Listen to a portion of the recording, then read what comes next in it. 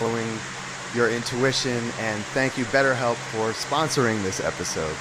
I've found that therapy helps me listen to the quiet voice of my intuition. Therapy helps me separate the signal inner voice from the noise inner voice. And I've found BetterHelp to be the most immediate and accessible therapy platform. BetterHelp is 4 to 48 hours in most cases. BetterHelp connects you to a licensed therapist appropriate to your need. For 10% off your first month of therapy, and the link is in the description. Thank you, BetterHelp. Start. Conscience. This dehumidifier sounds funny, and I want to procrastinate, so I'm going to take it apart and fix it. But I should be writing this episode.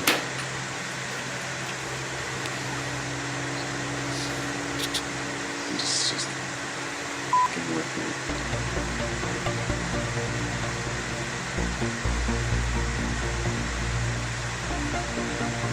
I probably have the most sought-after job in the world. There are 30 million YouTube channels. And I make a good living at this.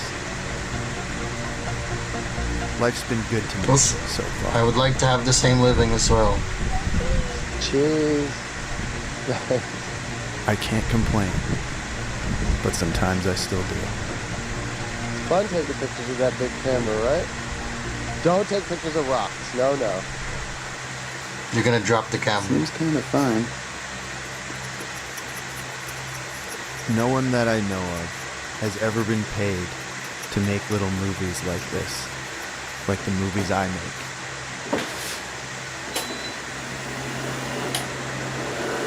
Nope, did not fix it.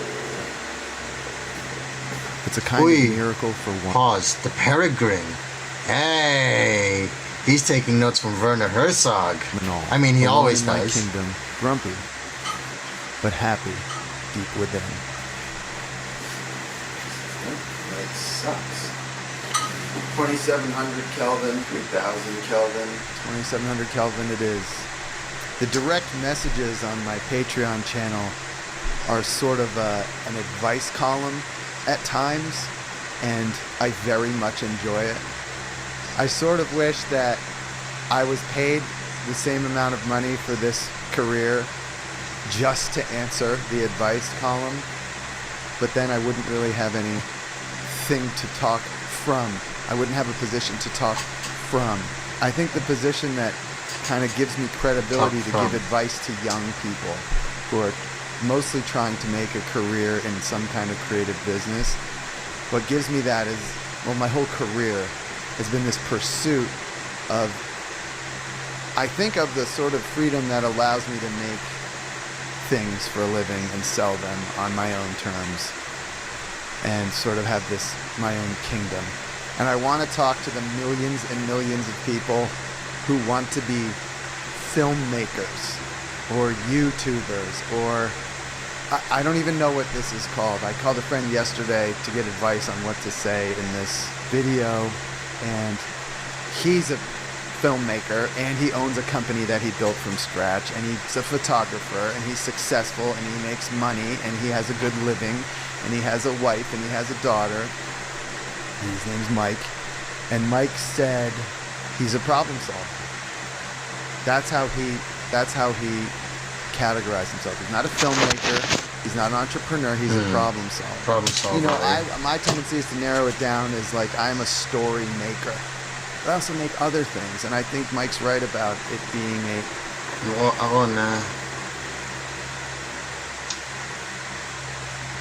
I'm not really motivated.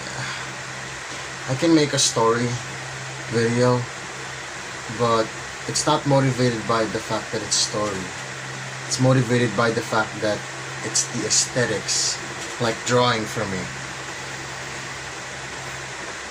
So what's gonna motivate me to make a million videos? It has to be writing. It has to be related to writing, and it has to be therapy. Because writing is therapy. So if I make my videos about my therapy specifically, then in that sense, then yes, I could make a video every day. therapy my way into getting a better position in life. And to have money to replace all of this.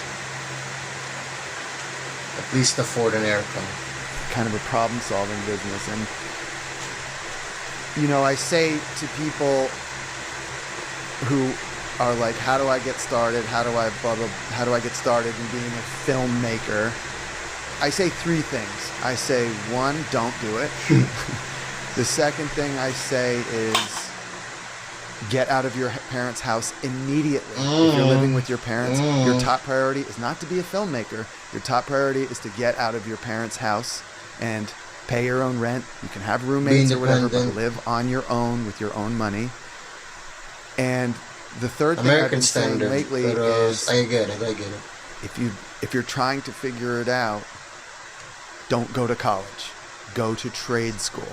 Because trade school in 9 months or a year or whatever, at a fraction of the cost of college, you will have money. You will have a job. It's a bohemian advice. Who we call geniuses, and they discover their thing early. They discover their talent, their super focused What the fuck is this? interest. They discover it very early in life. And Oscar. I have friends like in this category. Oh no, Josh it's the Safdie and Ben Safdie. Safdie. I've known since Ben was 19 years old. And these guys were just focused on, they were going to be filmmakers no matter what. They went to Boston University for film school. They were going to be filmmakers no matter what. They're not in the realm of what I'm talking. They're not me. They're not Casey Neistat. They were always going to be filmmakers. And they grew up in Manhattan. You know, they grew up, there were fathers and mothers of kids they went to school with or knew that were like filmmakers. There was a connection with it. But, you know, people like my brother and myself, we had no connection to the outside world of people making things for a living, artists or whatever you want to call them. It's really hard to come up with the name for what all they say creator, but I found all the names pretentious. They're all cringy. But the point I'm making is that I just knew I wanted to make things. I went to school. I wanted to be a writer. I started reading, I think in high school I started reading Hunter Thompson, and I was like, my God, this guy has his own farm in Aspen, Colorado, which is one of the wonderful places in America, and he makes a good living, and he has this wild, crazy life, the kind of life that I'm interested in living. You know, I was 17 when I read Fear and Loathing in Las Vegas, and I read all of everything I could get my hands on. Yung ano eh, the Neistat's brother's propensity for the Hunter Thompson Bohemian life, tapos gagamitin yung pictures in the Polaroid pictures as a bookmark. I think that's sort of like how I'm trying to my customization, my sarili customization. For me, that's me with my way of speaking and my use of words, kasi words for me are in LHA.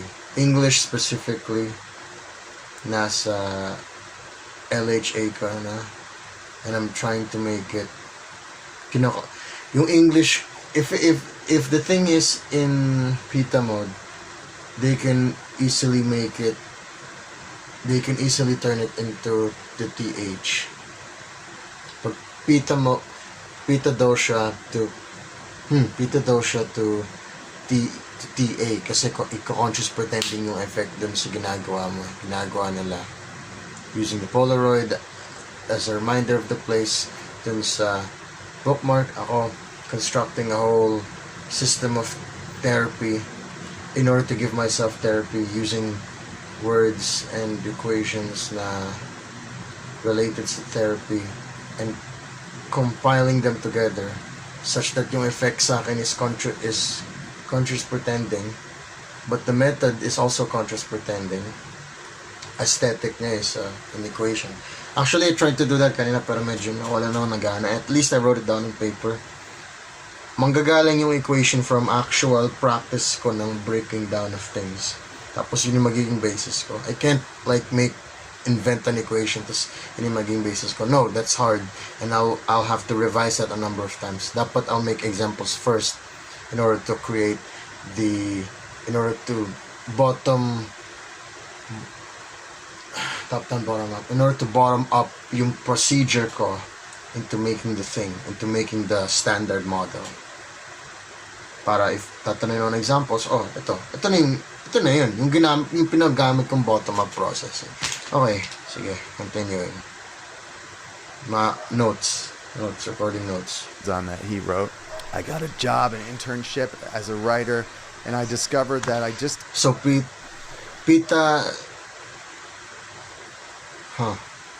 So customization in the Neistat brothers sense of things, customization for neurodivergent thinkers, the customization of things should be anything that is for them positive reinforcement enough na LHA or Pita mindset, so naka-baseline Pita mindset that they can make into in their method of customization, make into something that's more customized for their own.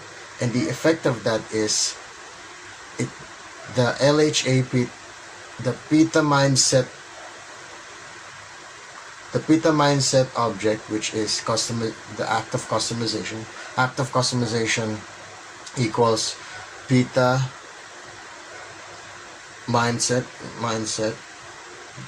Pita baseline yields into conscious pretense, yields into Arawak, specifically conscious pretense effect plus method, conscious effect plus or times method. Multiplication is grouping things. I'll figure that one out. At least I'm recording now dito. I can figure that out later. Plus or multiplied by effect, and effect is plus or multiplied by method into TA, into the TA, which, okay, sige. That is the structure for a customization of things na, the end result should be conscious pretending kasi yun yung what works for me in a neurodivergent sense. A neurotypical na gagawa ng ganun, they would feel like too much effort yun for them. So they would stick into something more simpler or mas essential. Or hell, baka mag-revert sila into being a kapha and maghanap ng mas more minimalist mindset. Pero that depends on them. If something that consciously pretends them into reverting into kapha behavior on that thing itself, on that specific thing, like in customization or organization. Pero anyways, that's why dun papasok yung factor na anything that is inputted into this Cartesian plane is subjective person to person. So you have to figure out which ones, how do you feel about each ones, which ones work for you, and everything that you're gonna input here may not be the same in the future because you're gonna experience new things and you could change how you perceive one thing now versus tomorrow. One thing you dislike today, you could like tomorrow, and it's the same thing if you like something today, you could dislike it tomorrow.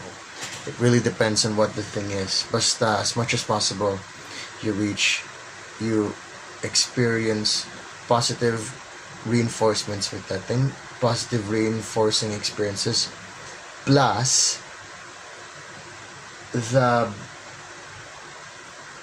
yielding into the baseline. If nasa baba, nasa id, kapha yielding into baseline in order na dun ka dapat mag-start.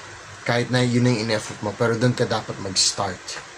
And to reaching Vata,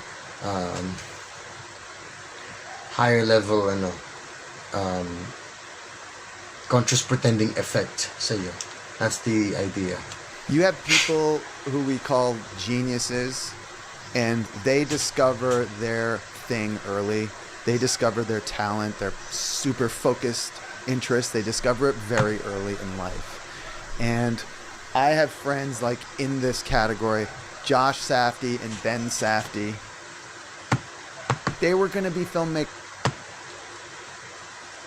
They grew up there were fathers and mothers of kids they went to school with or knew that were like filmmakers. There was a connection with it. But, you know, people like my brother and myself, we had no connection.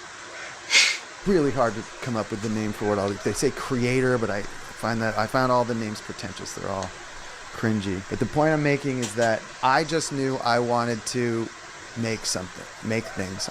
I went. Pag nagsasalita, teka lang, Van. Pag nagsasalita ako Tagalog, I'm kappa na trying to reach baseline para umayos pananalita. Kasi I tend to eat my words, pag Tagalog, I tend to eat my words when it comes to pronunciation. I tend to eat my words. I tend to use simple words kasi my vocabulary is not wide enough and I don't know how to use that vocabulary in such a way na magigets ko yung social contexts and culture around me easily in a neurotypical level. And I'm not witty or creative enough yet, nor experienced enough positively in order to survive sa mga ganun.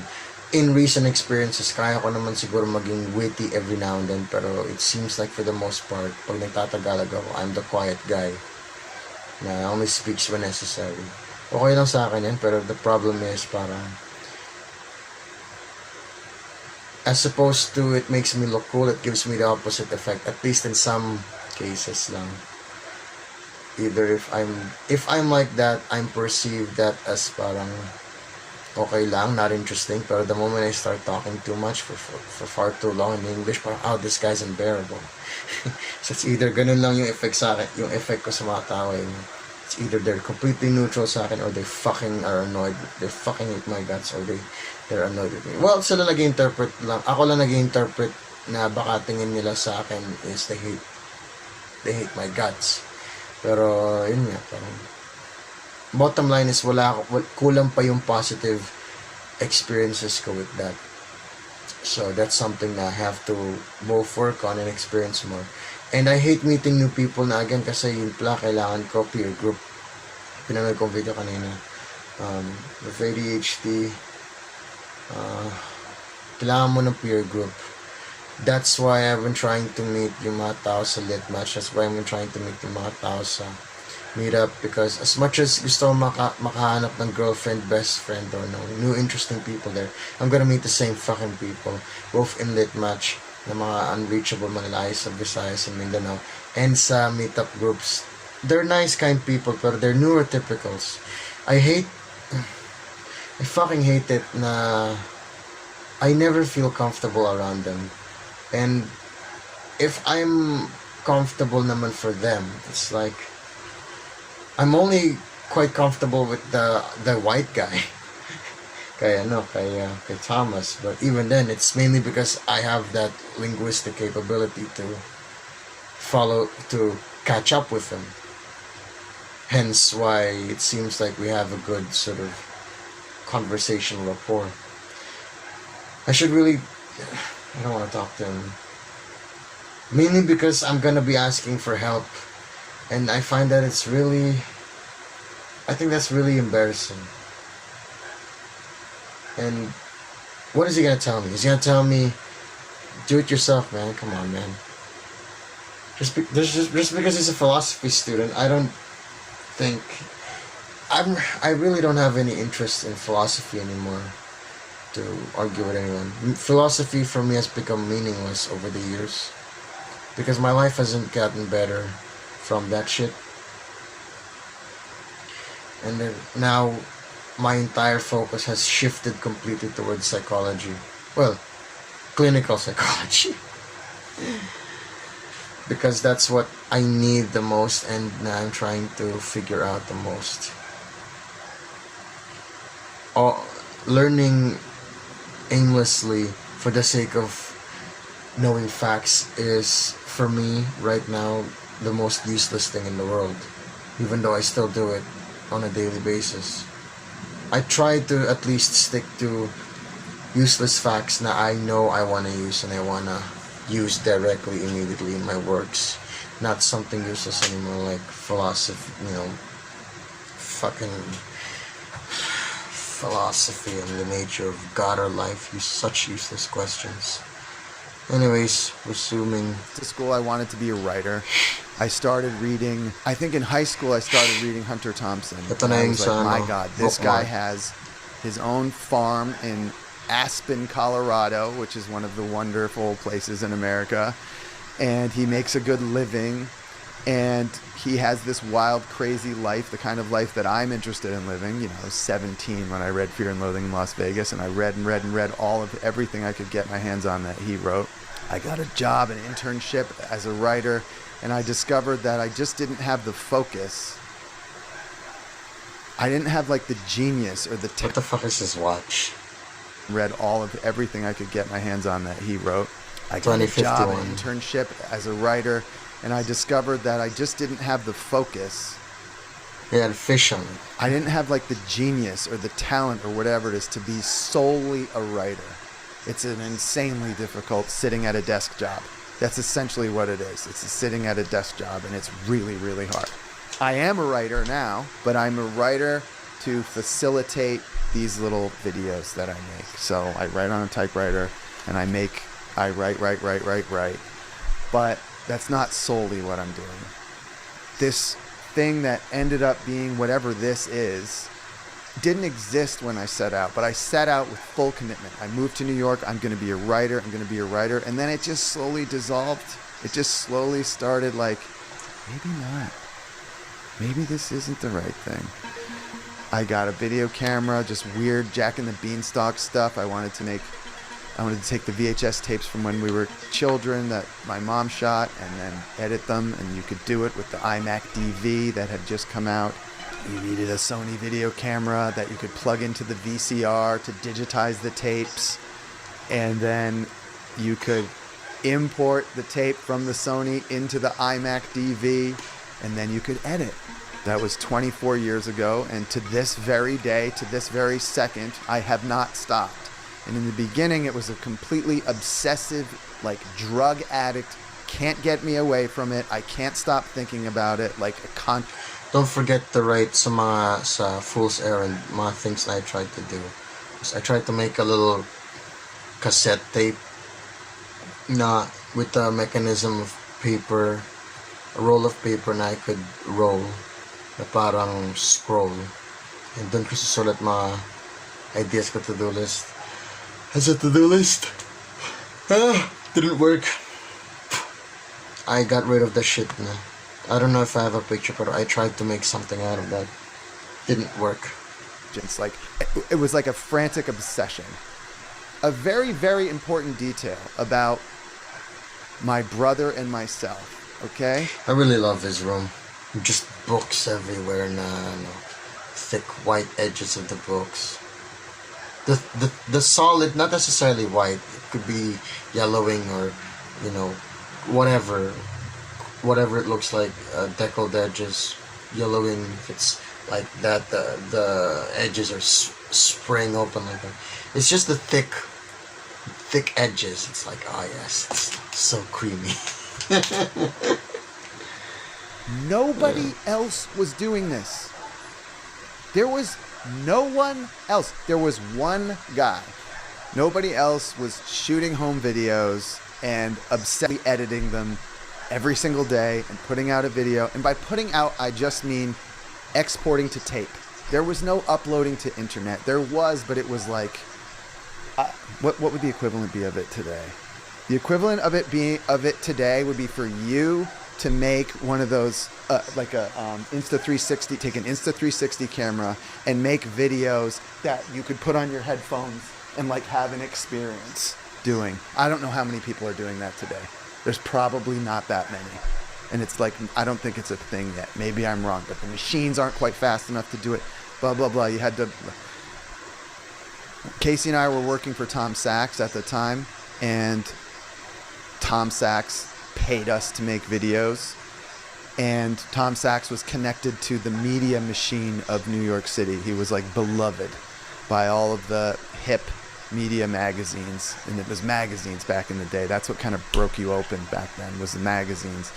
And there was Interview magazine, which was started by Andy Warhol, and every year, Interview Magazine did what's called the Crystal Ball issue, okay? And it was the superstars of tomorrow.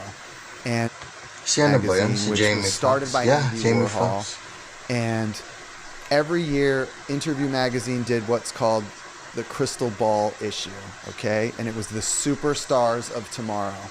And Andy Warhol coined the word superstar. So Tom Sachs met with the editor of Interview Magazine. I can't remember her name. And he was like, he played it so beautifully. He was like, you should put the Neistat brothers in. And they did. And we went to this photographer's studio. And the studio was in the West Village. It was in like the nicest neighborhood in Manhattan. And what was his name? Albert Watson.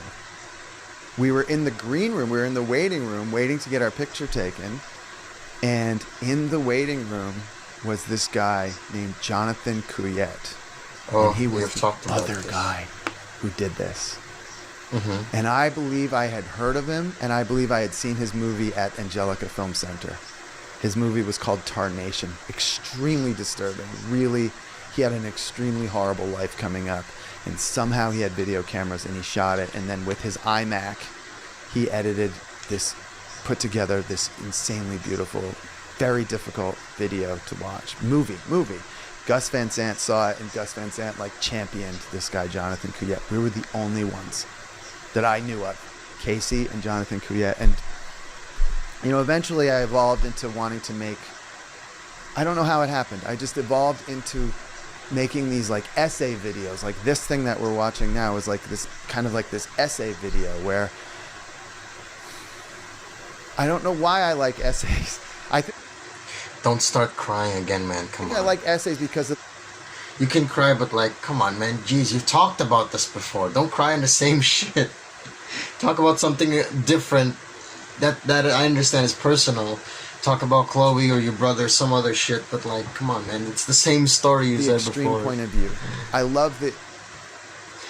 He's compiling like 3 other long videos. The point of view, like this book, The Outlaw Book of American Essays, is just like samples of essays, and this is what my videos have evolved into. And because I have these devices, I can make essays that don't require people to read them in order for me to make a living. I can make videos out of these essays.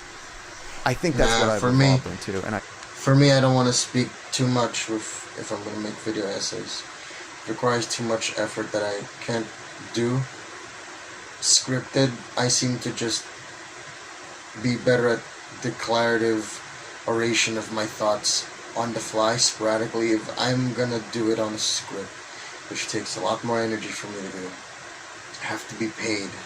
I can't afford to do that yet, so for now I'm going to do this experimental style that I'm doing, and I'm going to stick to that until I can somehow fix my life through this and get paid doing it. I think what my channel is about is shop class as soulcraft. And people ask me, what is my... Because I really think, you know, my parents say, Daddy says I have anxiety. Well, that doesn't really cut it now, does it? Whether diagnosed or not, undiagnosed yet for sure, but it's clear to me that I have some form of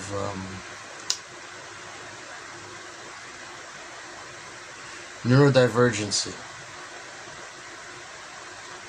as to where I am in that field, as to where I am in that spectrum. I suspect I have inattentive ADHD. But yeah, it's a little bit it's 3 a.m. It's sort of hard to explain right now, but it's there. I really have to schedule when I'm gonna watch a video, a new video, an old video, because I'm just gonna say the same shit on camera and exposit on a long ramble about it, I might as well record a video of it, publish it immediately, publish it immediately on my archives, edit later, then make a compilation on make a compilation of themed portions of my recording somewhere, maybe. I know I want to do that, and I'm gonna squeeze in the meme edits or talking about books or whatever, but I have to do something, man. I gotta get it done. Piece by piece, small part by small part.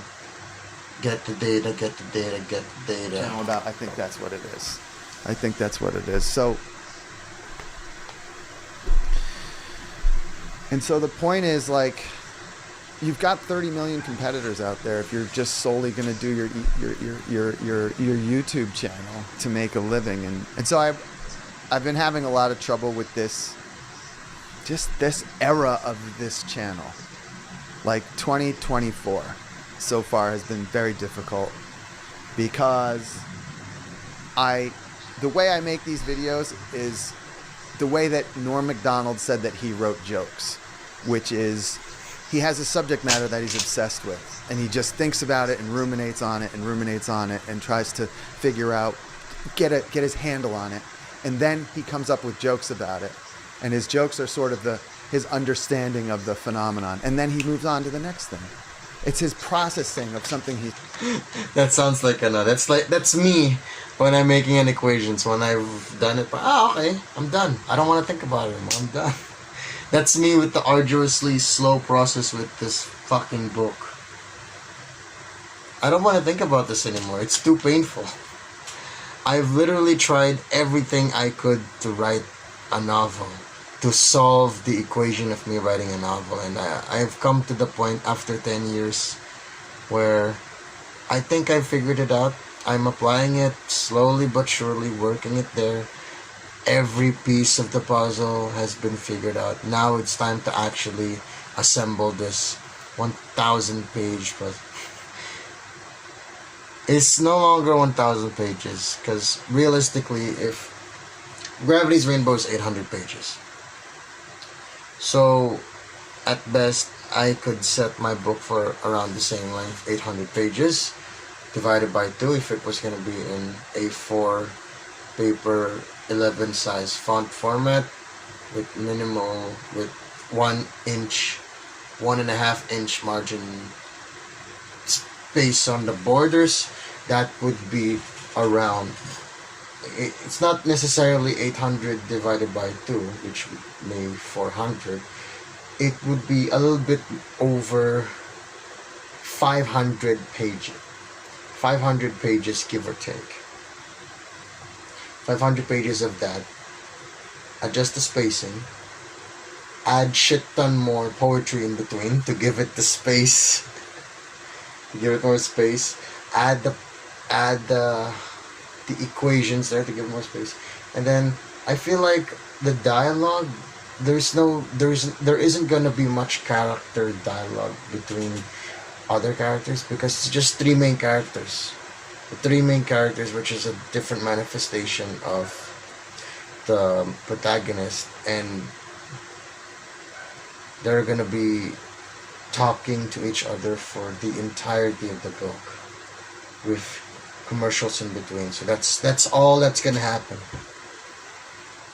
Give or take, each voice has a total of 180 to 200 pages of things they want to say, each of them. Some a little thicker than the others. Then the id voice, I particularly want to have a fewer number of pages, like only 100 compressed negative pages, because that's me just absolutely venting the shit out of everything. I don't wanna manifest that negative energy anymore. I'm just gonna use that solely now with the awareness for writing the character. I have to be careful with writing my stories as well, because I still want to make it into a novel. I still want to talk about actual shit in story form. At least a handful of stories that I'm going to exploit the shit out of and interconnect it to everything else. and reinterpret when in the perspective of these three other perspectives. Thinking about. So yeah. And my videos are very similar.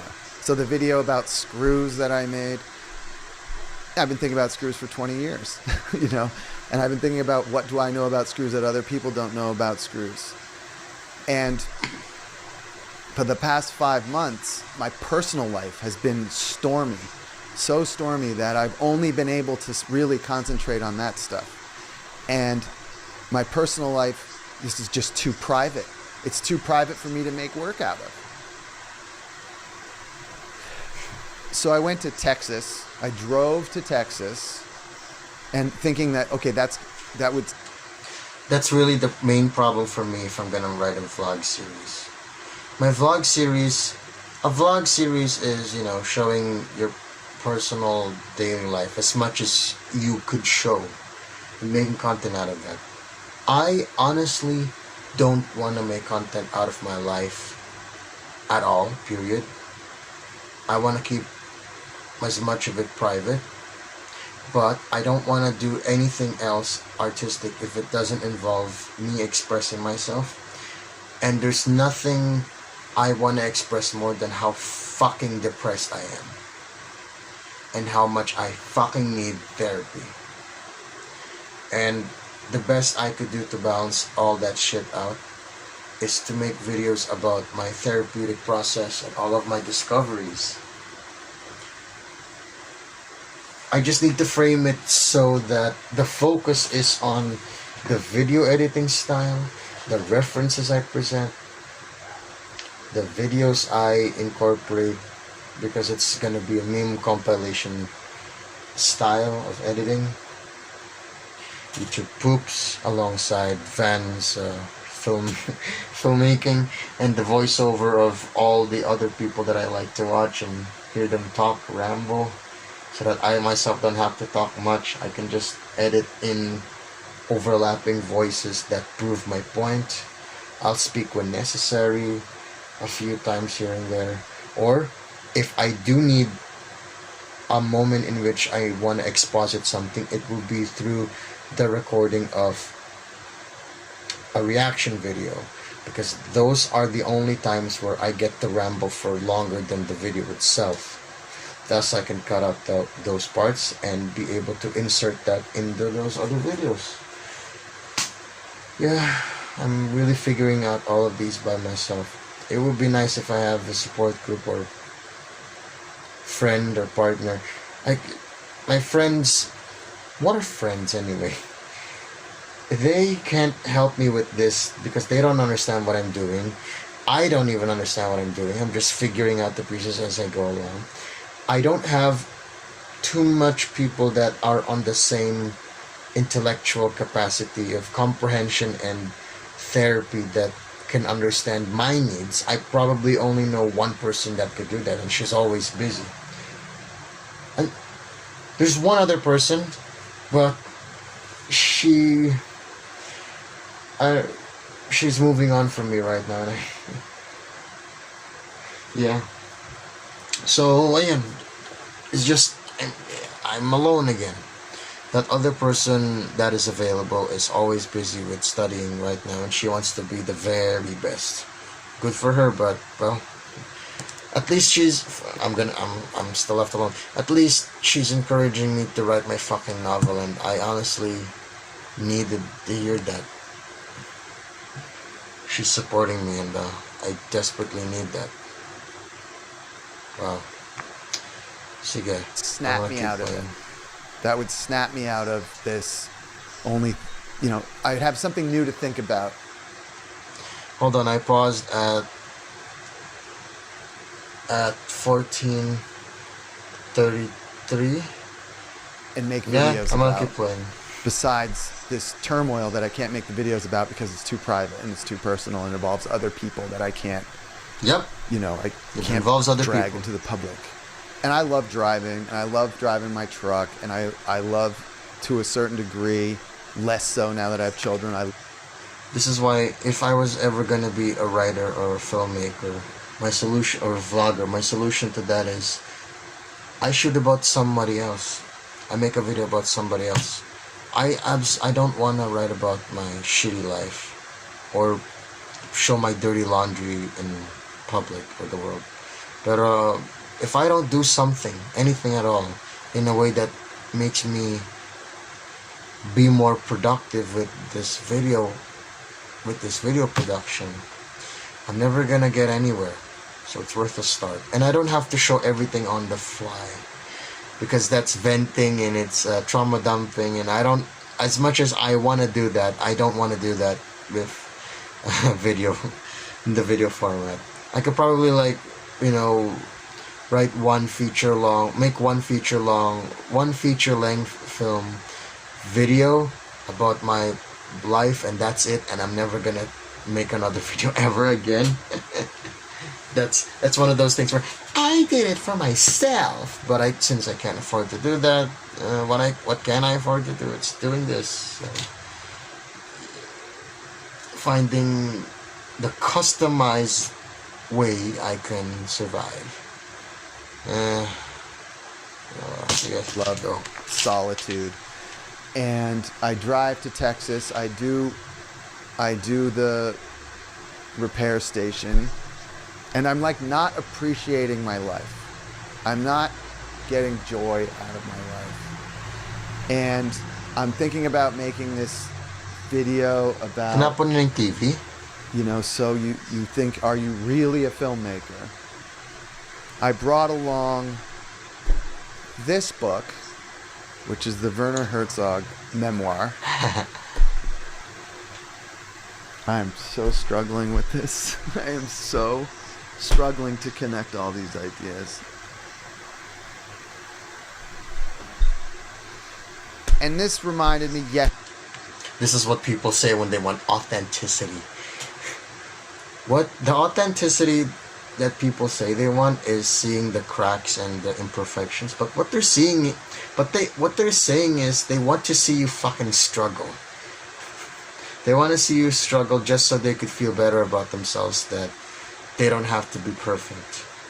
And that's fine, depending on the intention, but authenticity can also be showing great skill at something, being a master at it. That needs some fucking representation, in my opinion. Authenticity in showing off because you can, and you can afford to. And it's a positive representation of the artist himself or herself as they are, depending on what they're doing, of course. But that can also be a form of authenticity. It just depends on if they claim that they like doing this and you don't see them happy doing it. Well, are you really authentic? It's then it becomes a 9-to-5 thing.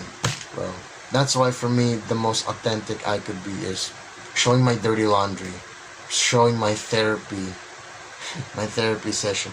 I got the therapy session. My therapy session through these videos, as I do so in my writing. Yeah, this is the best that I can do for now. Otherwise, if I am demanded more, I need compensation. That would be fair, right? That would be fair. You, Van Neistat, you are this. Yes. Yes, this is what you're supposed to be doing. This is your thing. This is God against every man for himself and God against all. And Herzog, what a fucking badass. in his master class, he says that every single filmmaker should read this book, The Peregrine by J.A. Baker. Yep. This was written It's a by great an book. amateur. I've written, I don't know about amateur. I've read the first couple of pages there. It is like a documentary. I need to finish it. Who was observed. I think he was some kind of bureaucrat. He worked in some kind of government office. I'm pretty sure it was something like that. And he just would go out. He loved observing peregrines. And Werner Herzog said, every filmmaker must read this. And the reason I think he said that is because of the focus of this man, the love, the intensity of... So get this video alongside yung review ni Clifford Lee Sargent is gonna make me pareho silang failed filmmakers ni Clifford Lee Sargent.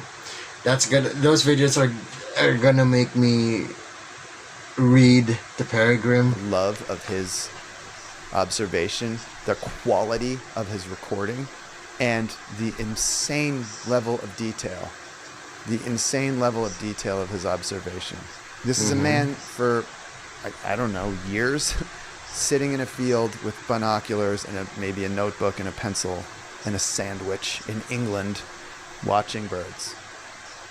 And the book is a masterpiece. It's very hard. It doesn't have like an arcing story, so it's kind of like strangely pornographic in that way, and that it's just super crafted detail. Yeah. It's And one of I those say, books. Just if aesthetics, you are pure aesthetics. trying to diagnose yourself whether or not you're a filmmaker, 2 books you should read. Okay, what's your take, man? The filmmaker that I think that the world needs is the successor to Werner Herzog. And I think you should read this book to sort of diagnose yourself. Just read this book and say, okay, do I have what it takes to live the life that he has? Never mind your talent in filmmaking. Never mind how good you are at the camera. That stuff doesn't matter. Do you have the guts and the will to do these things? And the uncertainty and the no money. Starving. Never, and a film and discovering filmmaking is what I'm going to do. And this guy, to me, he's the example of how to live if you have what I have, what we have. And so you read this book, I don't know, do you connect? Do you have the... I vehemently disagree with, you don't need the expensive equipment, all that. All you need is willpower, man. Willpower, the tenacity to learn, the openness to learn. There's that as well, but fuck no. Every single fucking artist in my experience, in school, in museums, have used nothing, have shown nothing, have presented nothing when it comes to photography or filmmaking except shot with a DSLR, except shot with a good filter, except edited with a good filter. Nothing is ever just raw and you take it as it is and it's supposed to be a masterpiece, because you're gonna see the composition through the filter. These motherfuckers make videos and pictures na are highly edited, magandang lighting, good lighting, and then when it comes to deconstructing the image, well, that's the underlying notion below, seeing the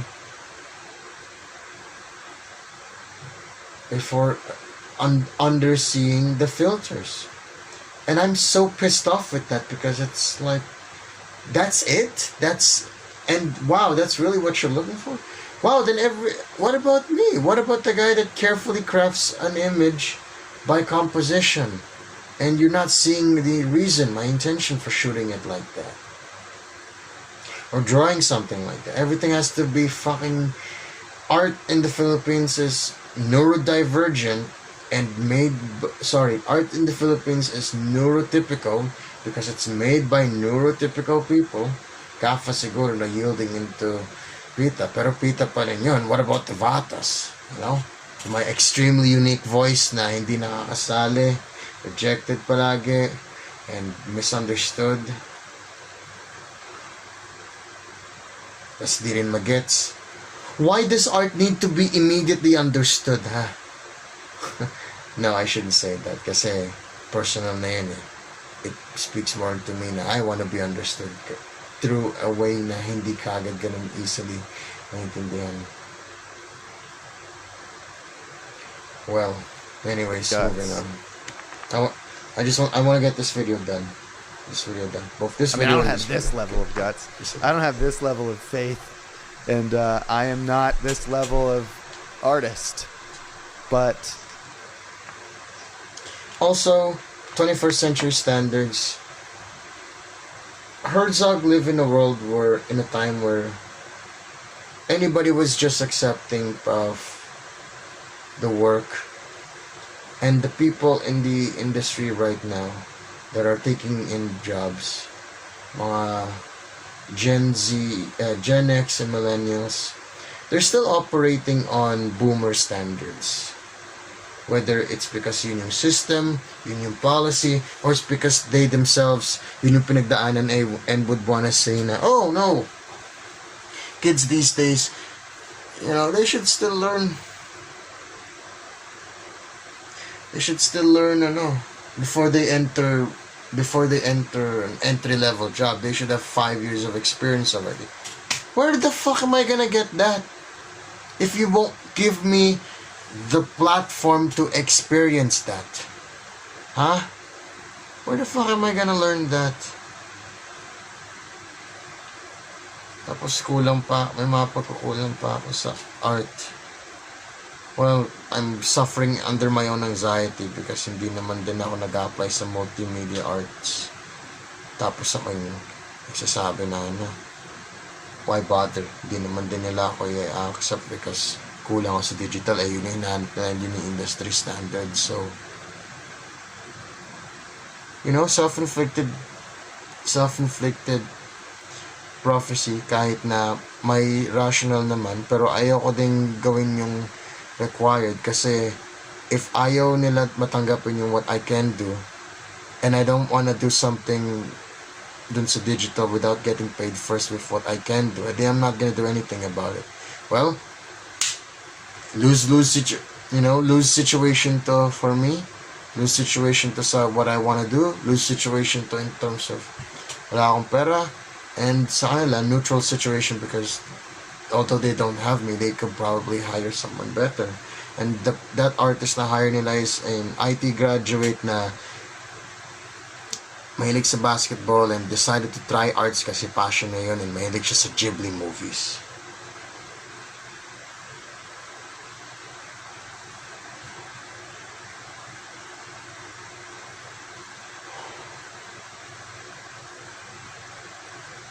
And he's doing art as a hobby, digital art, and he already is making 30K a month, 30K a career, just by making graphic design, digital art, advertising, occasionally drawing anime women, possibly getting a girlfriend na mahilig din sa Studio Ghibli. I'm gonna die with this mindset. I'm gonna die.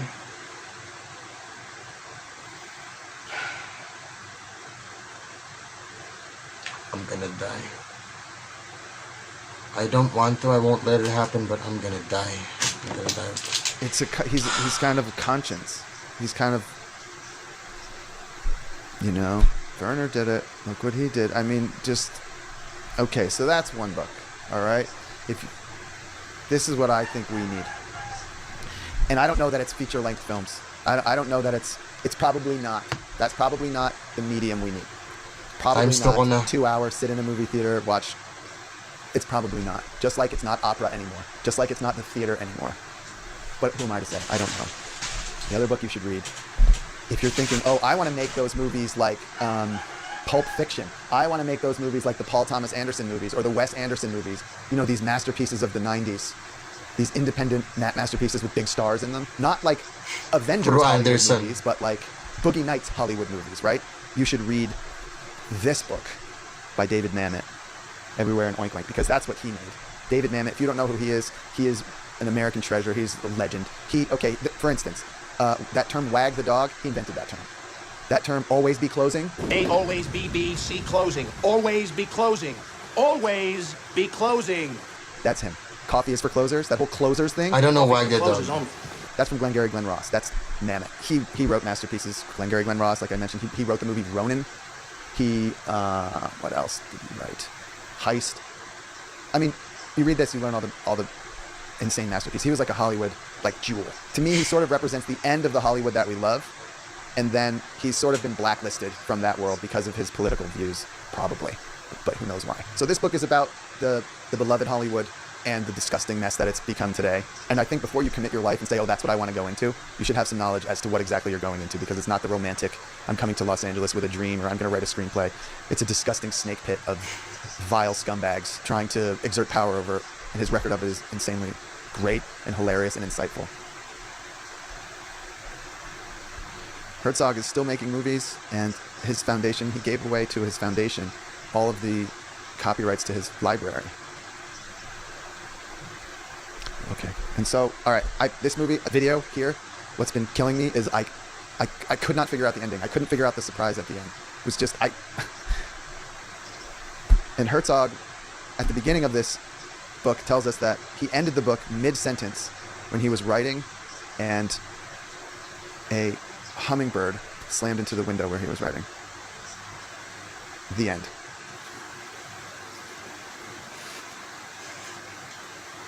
So it ends in bathos. Okay. Alright, ends in bathos. I think that's enough. Walang next video. I think. Oh yeah, I'm asleep. I'm asleep. Oh, see no shack. I'm asleep. Ay, nako.